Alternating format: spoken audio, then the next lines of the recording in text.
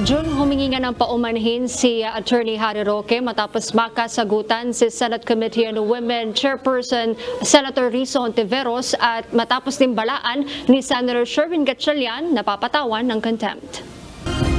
Sa pagpapatuloy ng pagdinig ng Senate Committee on Women, Children, Family Relations and Gender Equality, humarap si dating presidential spokesperson Attorney Harry Roque.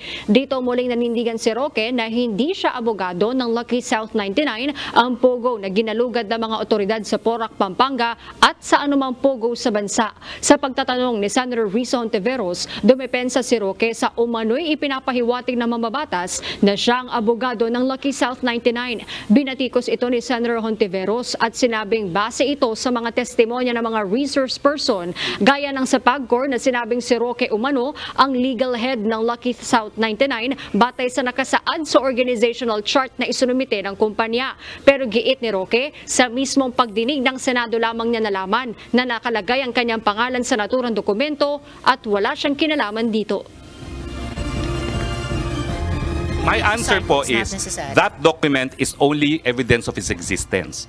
Pero para patunayan po yung katotohanan na nakalasaad sa dokumentong yan, dapat meron pong testigo na nakakita ng ginawa yung dokumentong yan, o di naman kaya testigo ng gumawa ng dokumentong yan, o di naman kaya yung testigo na pumirma ng dokumentong yan. Actually, as I said earlier, excuse me. No, excuse me. Ma'am, excuse me kasi... No, excuse me, Attorney Roque. I'm sorry, madam, but I am a resource person invited. Yes, you are. Wait.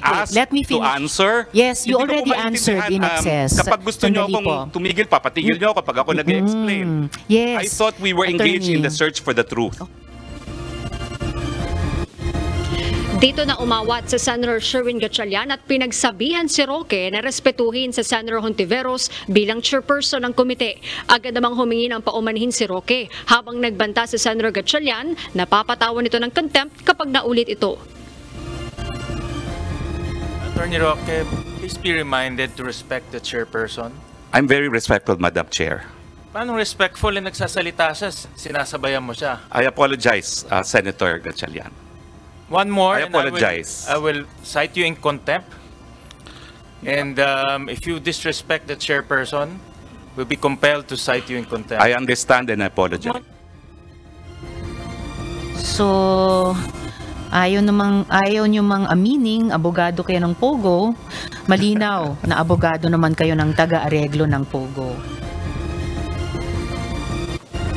Nagsumite si Roque sa komite ng ilang dokumento na patunay anya na tanging si Cassandra Leong ang kanyang kliyente na corporate secretary ng Whirlwind Corporation na service provider ng Lucky South 99. Samantala, June, nilinaw ni PAGCOR Chairman Alejandro Tenco na kasama ang lahat ng internet gaming licensees o IGLs sa ipagbabawal na sa Pilipinas. Bukas, makikipagpulong ang PAGCOR sa Department of Labor and Employment o DOLE para sa tinatayang 40,000 maapektuhan ng hanap buhay dahil sa Pogo ban. Habang magkakaroon din ng pulong ang ahensya kay Justice Secretary Boying Remulla at iba pang ahensya ng gobyerno para sa magiging guidelines ng pagpapasara ng mga Pogo sa bansa.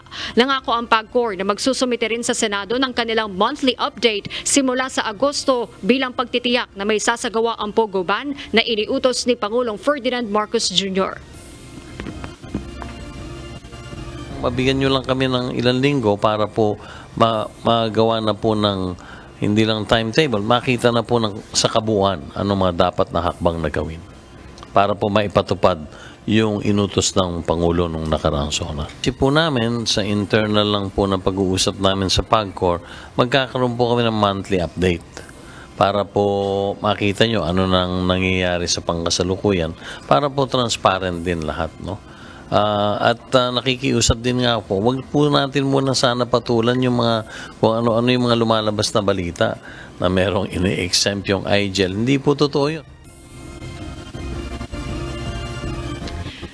Samantala, sinang-ayunan naman ni Senator Hontiveros ang suwestyon ni Senator Gatchalian na isama sa rekomendasyon ng komite na maghain ang Senado ng reklamo laban kay Guo at sa iba pang hindi dumalo dahil sa umano'y paglabag sa Article 150 ng Revised Penal Code o disobedience to summons dahil sa patuloy nitong hindi pagsipot sa pagdinig. June, pagkatapos nga nung hearing kanina ay pinalaya na ng komite mula sa kustudiya ng Senado yung dating accountant ni suspended Mayor Go na si Nancy Gamo, habang tinanggal na rin yung contempt order laban naman kay Dennis Cunanan. Wala pa, June, na sasubmit o wala pang announce na next hearing o petsa ng susunod na pagdinig ang Senate Committee on Women. Pero sa ngayon, ayon kay Senator Hontiveros, kanila pa rin hihintayin ang pagdalo ni suspended Bamban Tarlac Mayor Alice Go. At yun muna ang update mula rito sa Senado. Balik sa June. Harleen, nasabi ba ni PAGCOR Chairman Tenco na kung papaano nila talaga mawawala yung mga pogo sa Pilipinas, kasi sinasabi nga ni Pangulong Marcos hanggang katapusan ng taon?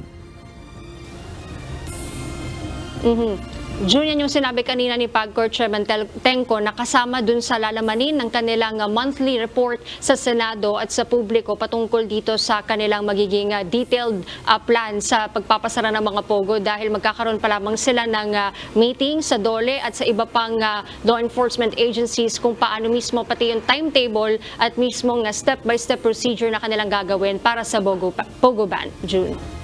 Alright. Maraming salamat, Harleen Delgado.